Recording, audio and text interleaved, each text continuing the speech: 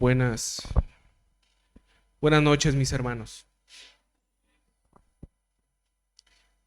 Bueno, pues le seguimos dando gracias al Señor por esta noche, por este tiempo, por esta semana que el Señor nos permite venir a reunirnos para continuar, ¿verdad?, con este estudio, el cual estamos llevando, estudio del Evangelio de Mateo.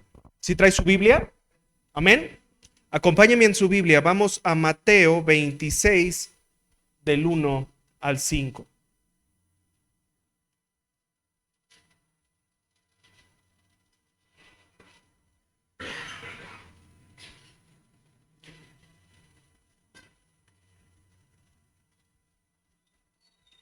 Amén. ¿Ya está ahí?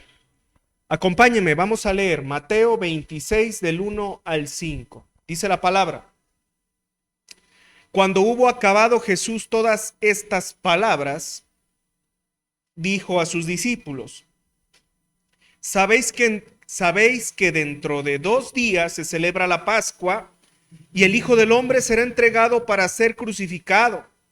Entonces los principales sacerdotes, los escribas y los ancianos del pueblo se reunieron en el patio del sumo sacerdote llamado Caifás y tuvieron consejo para prender con engaño a Jesús y matarle.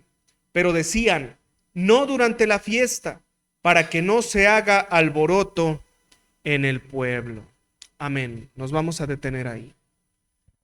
Bendito Padre, bendito Señor, gracias por esta noche, Señor, gracias por su bondad, por su misericordia, Señor, porque usted nos permite estar aquí reunidos, por su palabra, por este estudio, el cual usted nos ha permitido llevar, nos está permitiendo llevar, bendito Padre. Yo le pido, Señor, en esta noche, que usted hable a nuestras vidas, Señor, comenzando por mí. Que usted, bendito Padre, siga tocando, Señor, esas fibras internas, Señor. Que usted nos siga moldeando, bendito Padre, a través de su palabra, con su palabra, bendito Señor. Así también le pido que usted ponga, Señor, esa palabra, Señor, idónea para mis hermanos, Señor, para que usted siga obrando en sus vidas, y así también que quite de mi boca todo lo que estorbe, Señor. Para eso, yo se lo pido en el nombre de su Hijo Jesucristo. Amén y amén. Bueno, mis hermanos, pues estamos llevando un estudio, ¿verdad? Estamos llevando un estudio, el estudio del Evangelio de Mateo, y por ahí en nuestras Biblias aparece como encabezado, ¿verdad? Ahorita que comenzamos a leer, el complot para aprender a Jesús. Yo creo que aparece, ¿verdad? Ahí en nuestras Biblias. Entonces, pues como estudio, ¿verdad? Muchas veces no acostumbramos ponerle el título o ponerle título porque no podemos considerarlo una predicación de un tema como tal, pero bueno, el Señor habla a nuestras vidas también a través de un estudio, ¿verdad? Y pues podemos titularlo así tal cual: el complot para aprender a Jesús. Comienza, ¿verdad?, diciendo: cuando hubo acabado Jesús todas estas palabras. Si usted se acuerda, ¿verdad?, estas últimas semanas hemos estado tocando algunas parábolas, las cuales el Señor utilizó para hablar a sus discípulos. Si usted se acuerda, ¿verdad?, en estas palabras hablamos sobre las 10 vírgenes y el estar preparados para la venida del Señor, para ese juicio, el cual ha de venir y del cual no va a haber escapatoria. También mi hermano, ¿verdad?, nos estuvo hablando, el Señor a través de mi hermano, sobre la manera en cómo Dios va a hacer una división entre aquellos que son los suyos y aquellos, ¿verdad?, los cuales estarán o están destinados a perecer. Se hablaba sobre las ovejas y sobre los cabritos. ¿Sí se acuerda? Se habla sobre el trigo y la cizaña. Y vamos a comenzar, ¿verdad? Con una pregunta puntual. ¿Qué es usted, mi hermano? ¿Trigo o cizaña? Trigo. ¿Qué es usted? ¿Cabrito u oveja? Oveja. No anda por ahí brincando, ¿verdad? Como las chivitas. Bueno, pues miramos esas parábolas en las cuales el Señor nos habla sobre ese tiempo final, sobre un tiempo calamitoso, el cual Él describe como nunca se ha visto jamás. Una tribulación tremenda y ese juicio inminente. Bueno, pues después de todo esto, el Señor todavía continúa en el Monte de los Olivos y comienza a hablarles de un tema distinto. Este tema, ¿verdad? Es el final de su ministerio. Es la consumación de la obra para la cual Él vino a este mundo. Y todo eso comienza a partir de este capítulo 26. Básicamente lo que el Señor está haciendo es cerrar, ¿verdad? Aquí comienza el cierre de este Evangelio de Mateo. Y el Señor nos da dos enseñanzas muy interesantes a través de su palabra. Vamos a volver a leer Mateo 26 del 1 al 2.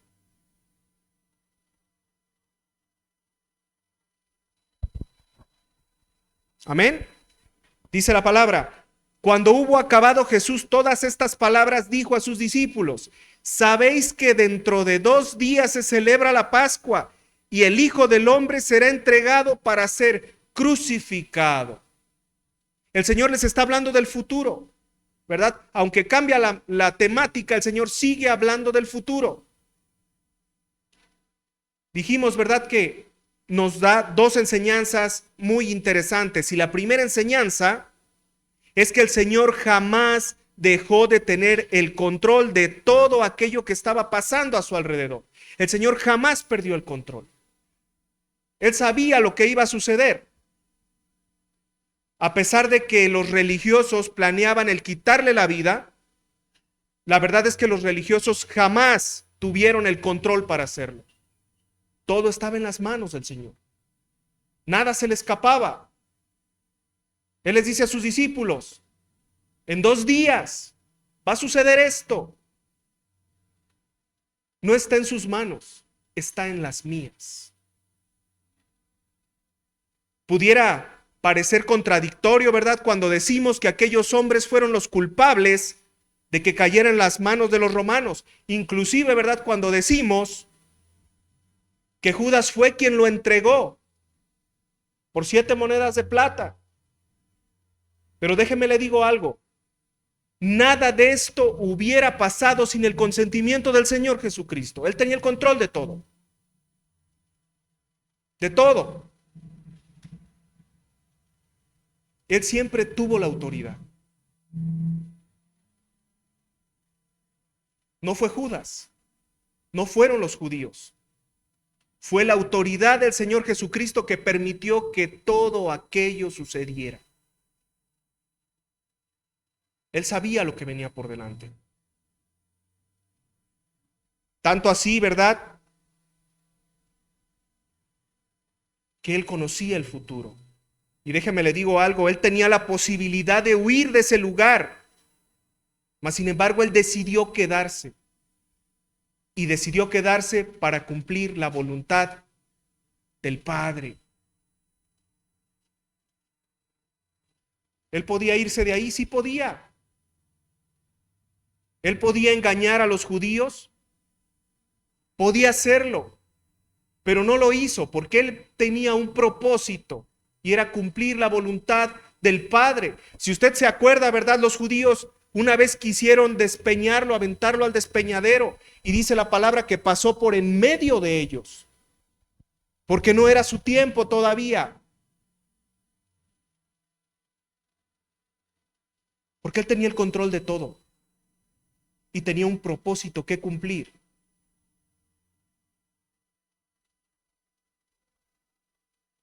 La voluntad de su Padre. Dice la palabra ahí en Juan, acompáñeme a Juan 10 del 17 al 18.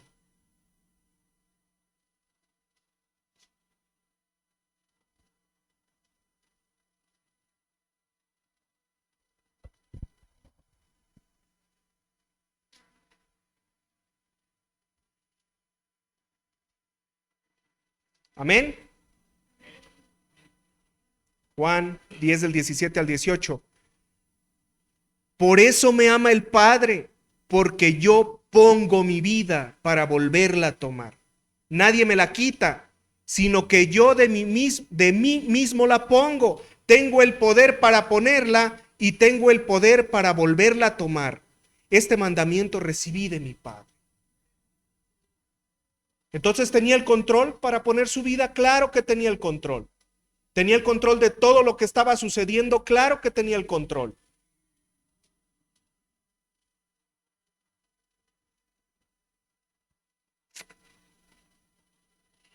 Ese consentimiento, ¿verdad?, que se basaba en la obediencia, en la sumisión al plan perfecto de Dios.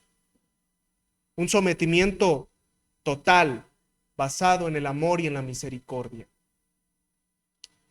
Y ¿sabe qué, mi hermano? Esto también nos deja una enseñanza en este momento. Decía mi hermano, ¿verdad?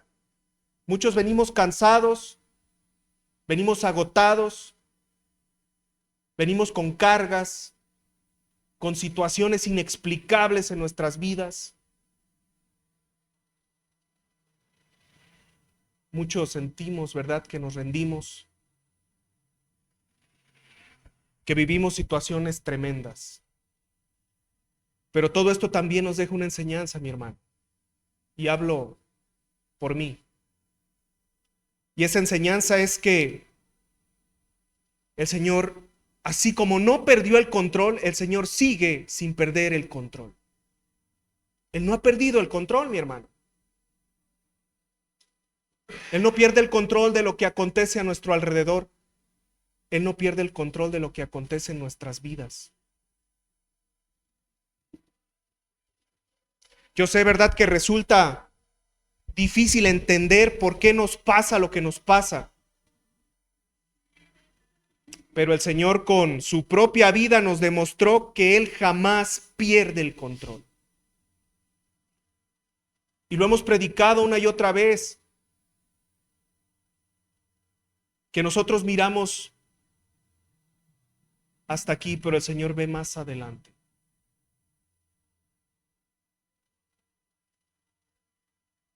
El Señor no ha perdido el control, mi hermano. No lo ha hecho. Y siempre existe un propósito por el cual suceden las cosas. Siempre hay un propósito. Usted no lo conoce, yo no lo conozco. Pero nosotros no damos jamás un paso sin que exista un propósito por parte de Dios. Es un tema complicado, ¿verdad? Porque muchas veces venimos cargados de tantas situaciones y decimos, Señor, ¿qué es lo que está pasando? ¿Por qué sucede esto? ¿Es que acaso perdiste el control de lo que está sucediendo en mi vida? Pero no, mi hermano. Él jamás perdió el control y Él jamás perderá el control. Y con su vida, ¿verdad?, queda demostrado. Dice en Romanos 8:28, y sabemos que a los que aman a Dios todas las cosas les ayudan a bien. Y esto es a los que conforme a su propósito son llamados. Todo les acontece para bien. Mi hermano, es gracias a esa obediencia por parte del Señor Jesucristo que hoy nosotros podemos tener la salvación y la vida eterna. Gracias a esa obediencia. Porque el Señor Jesucristo es la máxima representación de la obediencia, de la sumisión, del sometimiento. Él es el máximo ejemplo. Entonces, la primera enseñanza, ¿verdad?, es que el Señor jamás pierde el control, jamás. Aunque nos cueste trabajo entenderlo. Y la segunda enseñanza, mi hermano, es que Él siempre tiene un propósito y ese propósito se va a cumplir. Se va a cumplir.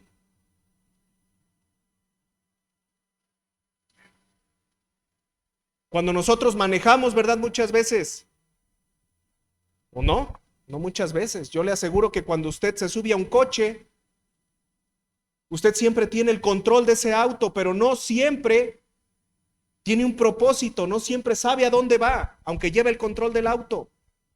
El Señor no es así. El Señor tiene el control del auto y Él tiene un objetivo. Él tiene un propósito. Él sabe hacia dónde va dirigido ese auto. Y así son nuestras vidas, mi hermano.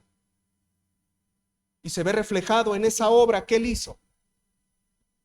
Él tenía el control, pero también tenía un propósito.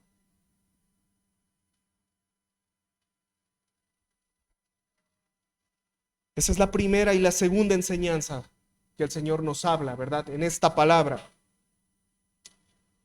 Regresemos ahí a Mateo 26, del 3 al 5.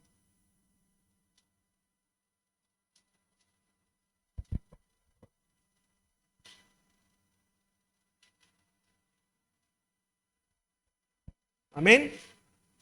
Dice la palabra, Mateo 26, del 3 al 5.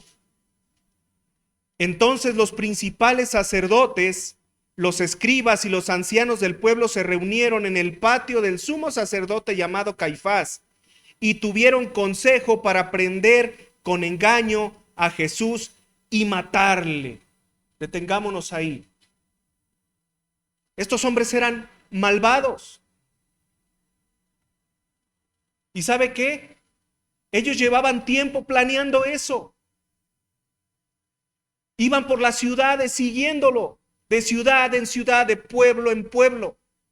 Le iban haciendo marcaje personal para ponerle un 4 y poder hacer que tropezara y poderlo señalar y acusar. Pero ¿sabe qué? Eso no dependía de ellos, porque si por ellos hubiera sido, lo hubieran hecho mucho tiempo atrás. No dependía de ellos, dependía del Señor. Y había un tiempo en específico para que eso pudiera suceder. Pero esto sigue siendo, ¿verdad?, un reflejo de la maldad en el corazón de esos hombres. Y con esto, ¿qué le digo también, mi hermano? Que no importa, ¿verdad?, cuántas situaciones pasen en nuestras vidas. El Señor tiene el control. Y al final sucederá lo que tenga que suceder porque Él así lo tiene planeado. En el momento indicado.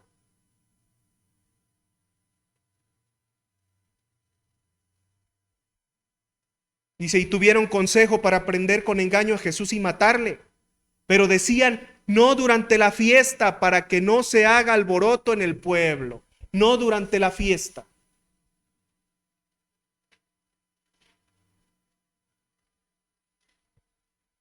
¿De qué fiesta estaban hablando? De la Pascua. Pero ni siquiera de eso tenían el control ellos.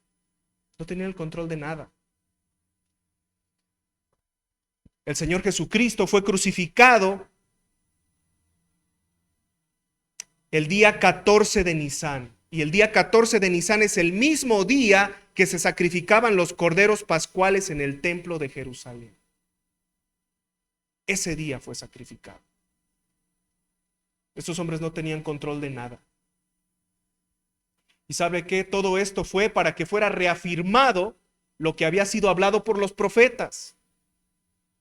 La verdad de Jesucristo, el Mesías, el enviado, el Redentor, el Cordero sin mancha, sacrificado por los pecados de muchos.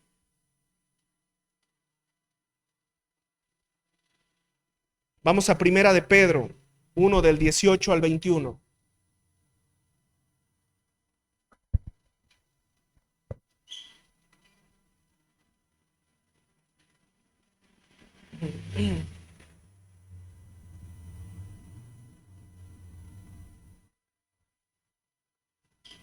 Amén. Primera de Pedro 1 del 18 al 21, ¿me sigue? Dice la palabra. sabiendo que fuisteis rescatados de vuestra vana manera de vivir, la cual recibisteis de vuestros padres, no con cosas corruptibles como oro o plata, sino con la sangre preciosa de Cristo, como de un cordero, sin mancha y sin contaminación, ya destinado desde antes de la fundación del mundo, pero manifestado en los postreros tiempos por amor de vosotros, y mediante el cual creéis en Dios, quien le resucitó de los muertos y le ha dado gloria, para que vuestra fe y esperanza sean en Dios. Esa obra redentora del Señor Jesucristo estaba escrita desde antes de la fundación, mi hermano. No fue un evento fortuito ni al azar. Era algo que estaba escrito desde antes de la fundación del mundo. Y déjeme le digo algo. El Señor también conoce a los suyos desde antes de la fundación del mundo. Y el Señor sabía que Él iba a ir a la cruz por usted y por mí, para que no tuviéramos que perecer. Mi hermano, cuando nosotros venimos y celebramos la cena del Señor, es lo que estamos recordando. El hecho de que usted y yo no teníamos con qué pagar esa obra redentora. Dice la palabra, sabiendo que fuisteis rescatados de vuestra vana manera de vivir. Vuestra vana manera de vivir. Y también dice la palabra, ¿verdad?, que de lo más vil y menospreciado, de ahí.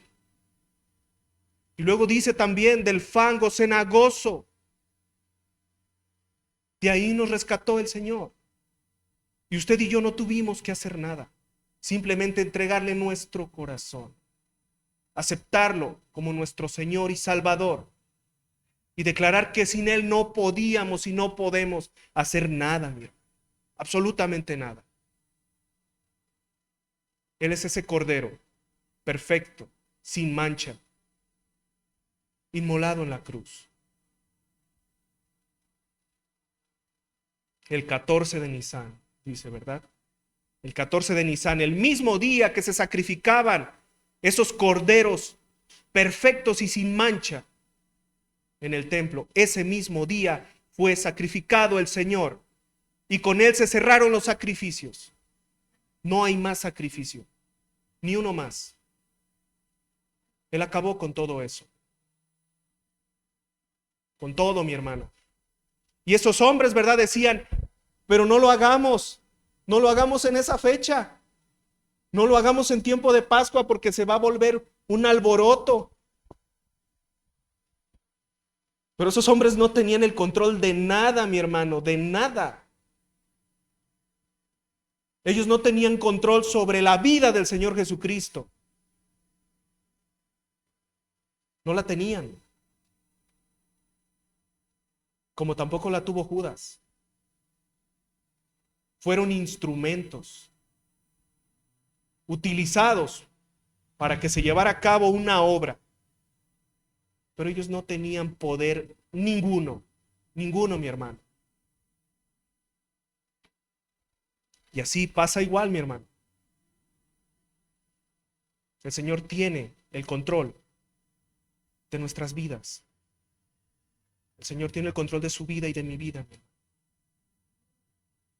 No lo tienen afuera. No lo tiene el enemigo. No lo tiene el enemigo. Y muchas veces, ¿verdad?, pasan situaciones. Pero esas situaciones solamente son instrumentos que Dios permite para seguir obrando su propósito en nuestras vidas. ¿Por qué me corrieron del trabajo? ¿Ah? ¿Por qué me encontré ese Judas en el trabajo? ¿Por qué me encontré ese fariseo en la escuela? ¿Por qué? Señor, ¿acaso perdiste el control? No, ellos no tienen el control. El Señor tiene el control. Y el Señor utiliza aún a esos para cumplir ese propósito en tu vida y en mi vida.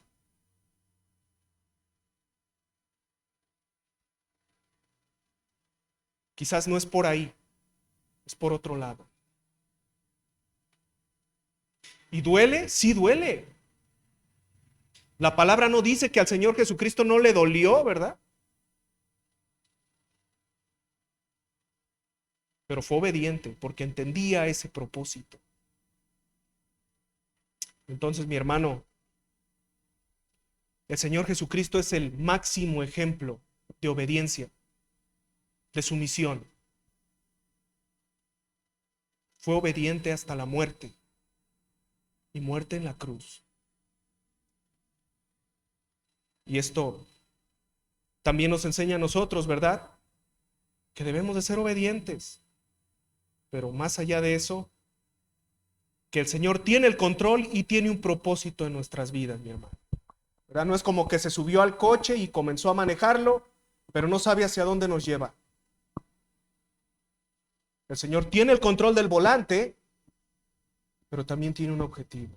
Hacia allá te llevo. Hacia allá. Es difícil, mi hermano, muchas veces entenderlo, porque nuestra mente finita y humana no comprende cuál es el propósito de la voluntad de Dios en nuestras vidas. Y decimos, ¿verdad? Señor, cumple tu propósito en mí. Cúmplelo, cúmplelo, pero cuando estamos en el trayecto decimos, Señor, ¿cuál es tu propósito? Dudamos del propósito de Dios en nuestras vidas. Señor, ¿por qué tiene que estar pasando esto? Ah, caray, que no dijiste, ¿verdad, Señor? Cumple tu propósito en mí. Él conoce ese propósito. Entonces, confía en Dios. Confía en Él. ¿Es difícil? Sí es difícil, mi hermano. ¿Es complicado? Sí es complicado. Pero que el Señor nos ayude, ¿verdad? Que el Señor nos ayude a tomar realmente ese ejemplo que es el Señor Jesucristo. Primero que nada, Él es nuestro guía. Él es nuestro ejemplo. Y segundo, ¿verdad? Él no nos ha dejado solos. Amén. Todo esto que está sucediendo, mi hermano, no es que se le hubiera salido de las manos. No es que la enfermedad que tengo es porque se me salió de las manos.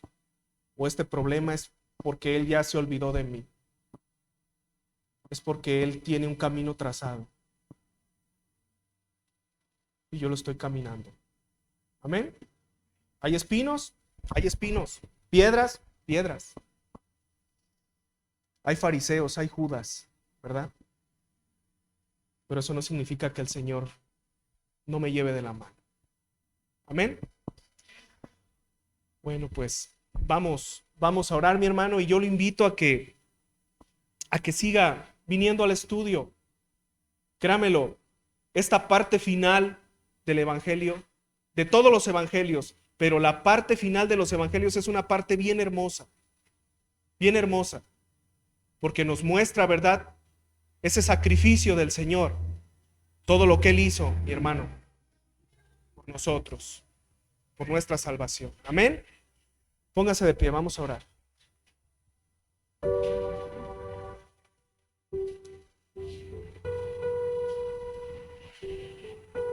Bendito Padre, yo le doy gracias. Le doy gracias, Señor, por su palabra. Le doy gracias porque usted nos habla, Señor, habla nuestras vidas. Porque usted nunca perdió el control, Señor. Porque usted sabía, Señor, lo que iba a suceder. Pero usted fue obediente, Señor. Y cumplió ese propósito, Señor, para el cual usted vino. Yo le doy gracias, Señor, porque gracias a eso es que nosotros ahora podemos dormir tranquilos. Porque usted, Señor, nos salvó de esa muerte eterna. Porque usted nos limpió a través de ese sacrificio expiatorio en la cruz, bendito Padre. Y nosotros no hemos tenido que hacer nada más sino entregarle nuestro corazón. Y también le doy gracias, Señor, porque a pesar, Señor, de las situaciones adversas, a pesar, Señor, pesar de todo, usted está cumpliendo su propósito en nosotros, y ese propósito se va a cumplir por completo, Padre.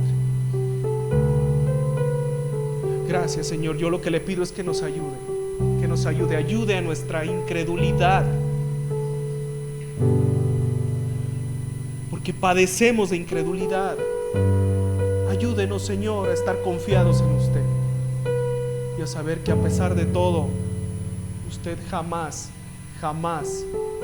ha perdido el control y no lo va a perder, Señor. Yo le doy gracias por esta congregación, le doy gracias por mis hermanos, por cada situación, Señor, por cada carga, Señor. Yo le pido, Señor, le doy gracias porque usted es bueno y misericordioso. Gracias, Padre. En el nombre de su Hijo Jesucristo. Amén y amén. Dios les bendiga, mis hermanos. Dios les bendiga. Bueno.